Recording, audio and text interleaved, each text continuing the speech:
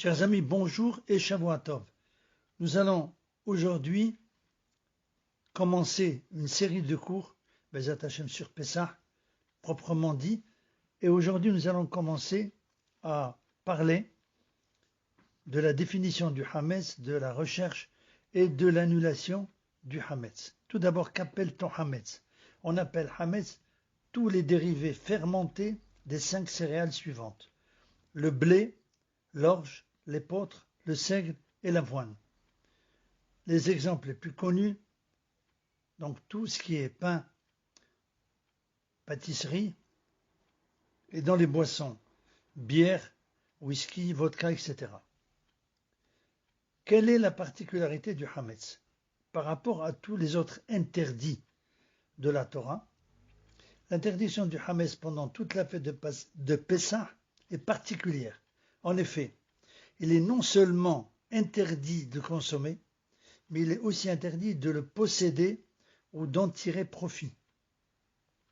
Un juif qui garde du Hametz en sa possession pendant Pessah transgresse à chaque instant l'ordonnance qui défend de voir ou de conserver du Hametz chez soi, et il sera donc, ce Hametz sera interdit à jamais.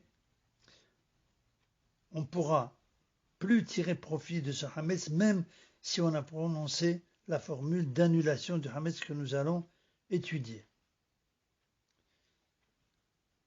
Qu'est-ce que la vente du Hametz?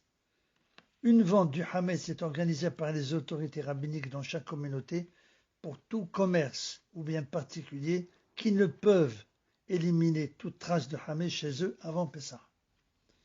Après Pessah, on pourra et on devra prendre le soin d'acheter des produits contenant du Hametz exclusivement dans des boutiques ayant vendu le Hametz selon la loi, selon la halakha. Pourquoi? Car le Hametz d'un juif qui n'a pas vendu son Hametz en temps voulu, c'est-à-dire avant la rentrée de la fête, est interdit à la consommation même après la fête de Pessah. Quand, comment et où faut-il rechercher le Hametz?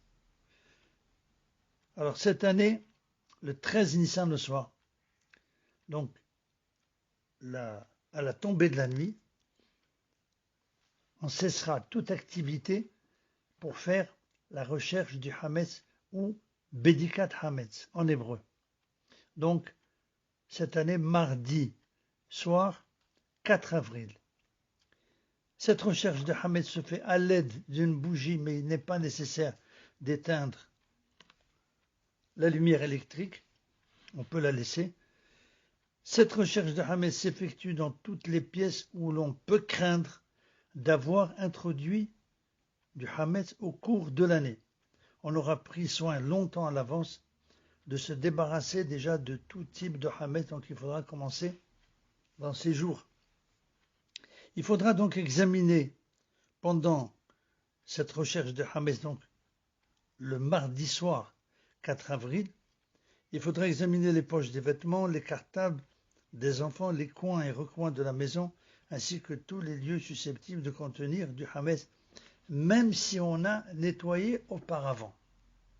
Donc la mitzvah de la Bedikat Hametz est indépendante de tout ce qu'on a fait jusqu'au mardi soir 4 avril.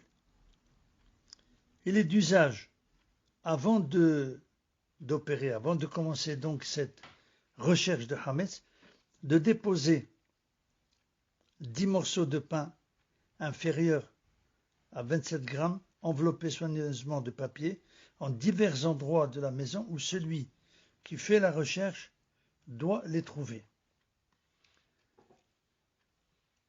Une question qui revient toujours: doit-on faire la recherche du Hametz dans sa voiture? Réponse: après avoir fait la recherche dans son appartement, il faut aussi faire la recherche dans sa voiture avec une lampe électrique sans réciter de nouveau la bénédiction. Encore une question qui revient souvent: celui qui voyage pour Pessah et quitte son domicile, quelques jours auparavant, que doit-il faire? La veille de son départ, il devra faire la recherche du Hametz à la tombée de la nuit, mais sans réciter de bénédiction. Il devra aussi, le moment venu, faire le bitoul, c'est-à-dire l'annulation du Hametz qu'on verra dans le cours prochain. Encore une question, jusqu'à quand peut-on consommer le Hametz? On peut consommer le Hametz la veille de Pessah, mais jusqu'à la fin de la 4e heure saisonnière depuis le lever du jour. Qu'appelle-t-on heure saisonnière? Il s'agit de compter le nombre d'heures depuis l'aube jusqu'à la nuit et de diviser ce nombre par 12.